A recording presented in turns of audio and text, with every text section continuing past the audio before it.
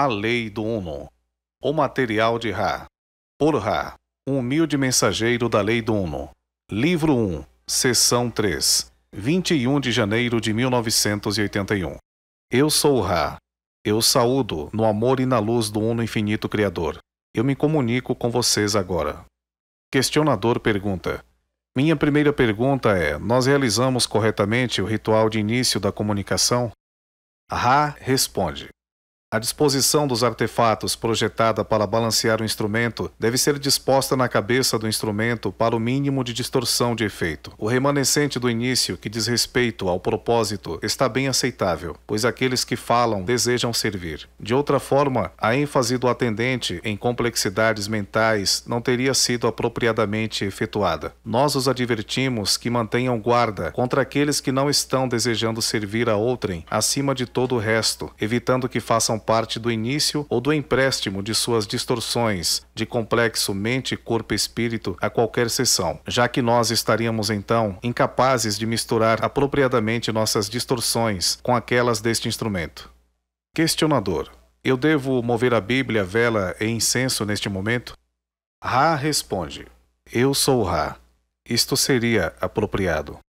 Após mover os itens, o questionador pergunta para Ra. Esta é a posição apropriada? Ra responde. Eu sou Ra. Por favor, corrija o ângulo do incenso de forma que esteja perpendicular ao plano de 20 graus, norte por nordeste. Questionador, após fazer as correções sugeridas por Ra. Isto está satisfatório? Ra responde. Por favor, confira com seus olhos para realizar ajuste fino. Nós explicaremos o processo pelo qual isto se torna um balanceador de distorção significante. O incenso age como energizador para o corpo físico deste instrumento, significando sua humildade. Isto é, portanto, uma necessidade que a fumaça flutuante seja percebida a partir do mesmo ângulo relativo que o instrumento percebe a Bíblia aberta, balanceada pela vela acesa, que significam amor-luz, luz-amor, e, portanto, dão ao devemos chamar de complexo de distorção mental e emocional deste instrumento a visão do paraíso e a paz que ele busca. Assim energizado, a partir do mais baixo para o mais alto, o instrumento se torna balanceado e não desenvolve fadiga. Questionador: parece corretamente alinhado agora? Ra responde. Eu julgo dentro dos limites da aceitabilidade. Questionador pergunta. Na última sessão, nós tivemos duas questões que estávamos guardando para esta sessão. Uma tendo a ver com a possível pedra no topo da grande pirâmide de Gizé. A outra, blocos pesados. Eu sei que estas questões não são de nenhuma importância com relação à lei do Uno, mas foi meu julgamento que você pode corrigir que isto proveria uma entrada fácil para o leitor do material. Nós estamos muito agradecidos por seu contato e iremos certamente tomar sugestões sobre como nós devemos prosseguir com isto. Esta é apenas uma ideia. A Ra responde. Eu sou Ra. Eu não sugerirei a série de questões apropriadas. Isto é sua prerrogativa como agente livre da lei do Uno, tendo aprendido e compreendido que nosso complexo de memória social não pode efetivamente discernir as distorções do complexo mente-corpo-espírito societário de suas pessoas. Nós desejamos agora preencher nossa honra, responsabilidade de ensino-aprendizado, respondendo o que for perguntado. Isto apenas será suficiente, pois nós não podemos sondar as profundezas dos complexos de distorção que infectam suas pessoas. A primeira questão, portanto, é a pedra do topo. Nós iteramos a falta de importância desse tipo de dado. A assim chamada Grande Pirâmide tinha duas pedras no topo. Uma foi nosso projeto e era de pedaços menores, cuidadosamente fabricada com o material do seu planeta que vocês chamam de granito. Isto foi fabricado por propriedades cristalinas e para o fluxo apropriado de sua atmosfera via um tipo do que vocês chamariam de chaminé. No momento, quando nós como um povo deixamos sua densidade, a original foi tirada e uma mais preciosa foi substituída. Ela consistia, em parte, de um material dourado. Isto não mudou as propriedades da pirâmide, como vocês a chamam, de nenhuma forma, e foi uma distorção devido ao desejo de uns poucos ordenarem o uso da estrutura como um lugar apenas da realeza. Você deseja questionar mais sobre esta primeira questão? Questionador pergunta. O que você quis dizer com chaminé? Qual era seu propósito específico? A Ra responde. Há um fluxo apropriado em sua atmosfera que, apesar de pequeno, refresca o todo da estrutura. Isso foi projetado tendo dutos de fluxo de ar, como este instrumento chamaria, situados de forma que houvesse uma frescura da atmosfera, sem qualquer distúrbio ou corrente. Questionador pergunta: como os blocos foram movidos? Ra responde: eu sou Ra. Você deve imaginar a atividade dentro de tudo que é criado. A energia é, apesar de finita, muito grande, comparada ao entendimento e distorção de suas pessoas. Este é um ponto óbvio bem conhecido por suas pessoas, mas pouco considerado. Esta energia é inteligente, é hierárquica. Muito como seu complexo mente-corpo-espírito, habita em uma hierarquia de veículos e retém, portanto, a cápsula, ou forma, ou campo, e a inteligência de cada corpo balanceado ou ascendente, inteligente. Assim também é com cada átomo de tal material como a rocha. Quando se pode falar com aquela inteligência, a energia finita da rocha, corpo física ou química, é colocada em contato com aquele poder infinito que é residente nos corpos mais bem sintonizados, sejam eles humanos ou rochas. Com esta conexão feita, uma solicitação pode ser dada. A inteligência infinita da rochosidade se comunica com seu veículo físico, e aquela divisão e movimento que é desejado é então realizado através da disposição do campo de energia da rochosidade, da finitude para uma dimensão que nós podemos convenientemente chamar simplesmente infinidade. Desta forma, aquilo que é requerido é realizado devido à cooperação do entendimento infinito do Criador habitando na rocha viva. Isto é claro, o mecanismo pelo qual muitas coisas são realizadas e que não estão sujeitas a seus meios atuais de análise física da ação à distância.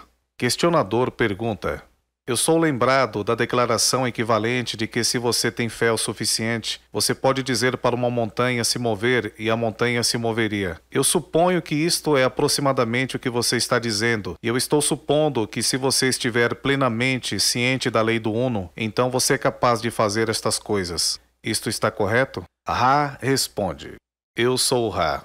A distorção vibratória de som fé é talvez um dos blocos que causam tropeço entre aqueles no que nós podemos chamar de caminho infinito e aqueles na provação entendimento finita. Você está precisamente correto em seu entendimento da congruência entre fé e infinidade inteligente. Entretanto, um é um termo espiritual, o outro, mais aceitável talvez, para as distorções da estrutura conceitual daqueles que buscam comedida e caneta. Questionador pergunta: então, se o indivíduo está totalmente ciente com relação à lei do Uno e vive, e é a lei do Uno, tais coisas como a construção de uma pirâmide por esforço mental direto seria corriqueiro. É isto que eu devo entender? Estou correto? Ra responde: eu sou Ra. Você está incorreto no sentido de que há uma distinção entre o poder individual através da lei do Uno e o entendimento combinado, ou da mente, corpo e espírito do complexo de memória societário da lei do Uno. No primeiro caso, apenas o indivíduo uno, purificado de todas as falhas, poderia mover uma montanha. Naquele caso do entendimento em massa da unidade, cada indivíduo pode conter uma quantidade aceitável de distorção, e ainda assim, a mente massiva poderia mover montanhas. O processo é normalmente a partir do entendimento que vocês agora buscam, de uma dimensão de entendimento que é governada pelas leis do amor, e que buscam as leis da luz. Aqueles que estão vibrando com a lei da luz buscam a lei do Uno. Aqueles que vibram com a lei do Uno buscam a lei da eternidade. Nós não podemos dizer o que está além dessa dissolução do Self unificado com tudo que existe, pois nós ainda buscamos nos tornar tudo que existe. E ainda somos nós, Ra. Assim, nossos caminhos seguem adiante. Questionador pergunta: a pirâmide então foi construída pela ação mútua de muitos de seu povo? Ra responde: eu sou Ra. As pirâmides que nós pensamos construímos foram construídas a partir de formas pensamento criadas por nosso complexo de memória social. Questionador pergunta: então, a rocha foi criada ao ser pensada no lugar em vez de movida a partir de algum outro lugar? Isto está correto? Ra responde: eu sou Ra. Nós construímos com rocha eterna a grande pirâmide, como vocês a chamam. Outras das pirâmides foram construídas com rocha movida de um lugar para o outro. Questionador pergunta: o que é rocha eterna? Ra responde: eu sou Ra. Se você puder entender o conceito de formas-pensamento, você perceberá que a forma-pensamento é mais regular em sua distorção que os campos de energia criados pelos materiais na rocha, que foi criada através de forma-pensamento, a partir de pensamento para energia finita e estado do ser em sua, digamos, reflexão distorcida do nível da forma-pensamento. Podemos te responder de qualquer forma mais útil? Questionador.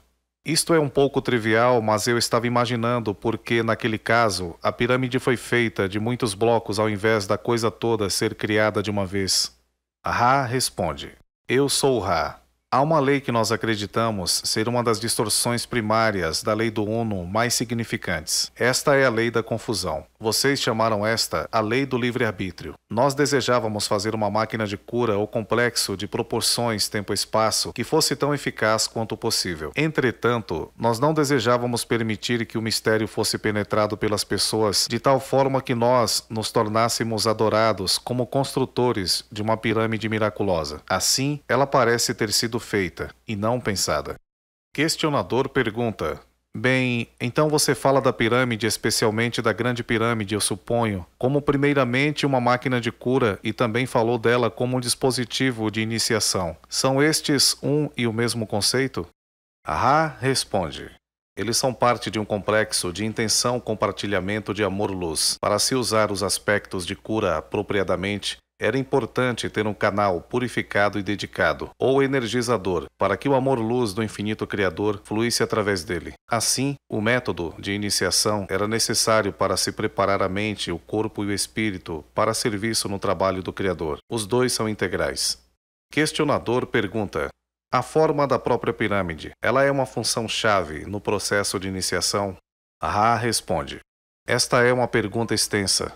Nós sentimos que nós devemos começar a pedir a vocês que reavaliem e perguntem mais em uma sessão posterior sobre este, de alguma forma, digamos, ponto informativo. Para começar, existem duas funções principais da pirâmide em relação aos procedimentos iniciatórios. Uma tem a ver com o corpo. Antes do corpo ser iniciado, a mente deve ser iniciada. Este é o ponto a partir do qual a maioria dos adeptos de seu ciclo atual encontram seus complexos mente, corpo e espírito distorcidos. Quando o caráter e personalidade, que é a verdadeira identidade da mente, foram descobertos, o corpo então precisa ser conhecido de cada e toda maneira. Assim, as várias funções do corpo precisam de entendimento e controle com separação. O primeiro uso da pirâmide, então, é o adentrar na pirâmide para propósitos de privação de entradas sensoriais, de forma que o corpo possa, em um sentido, estar morto e outra vida começa. Nós aconselhamos, neste momento, quaisquer questões necessárias e um término relativamente rápido desta sessão. Você tem qualquer pergunta neste tempo e espaço? Questionador. A única pergunta é se há algo que nós fizemos errado ou qualquer coisa que nós podemos fazer para tornar o instrumento mais confortável. Ra responde: Nós examinamos este instrumento. Este instrumento tem sido muito auxiliado por estas precauções. Nós sugerimos apenas alguma atenção ao pescoço, que parece, neste corpo distorção, estar distorcido na área da força-fraqueza. Mais apoio, portanto, à área do pescoço pode ser um auxílio. Questionador pergunta: Nós devemos fazê-la tomar a água do cálice atrás de sua cabeça após nós a carregarmos, ou nós deveríamos usar um copo de água diferente? Ra responde: Aquele e apenas aquele cálice deverá ser o mais benéfico, já que o material virgem, vivendo no cálice, aceita, retém e responde à vibração de amor ativada por seus estados de ser. Eu sou Ra. Eu deixarei agora este grupo me regozijando no poder e na paz do Uno Criador. Adonai. Tradução Daniel Andreazzi. Locução Silvano Santana. Realização Natureza Divina. O canal de boas notícias.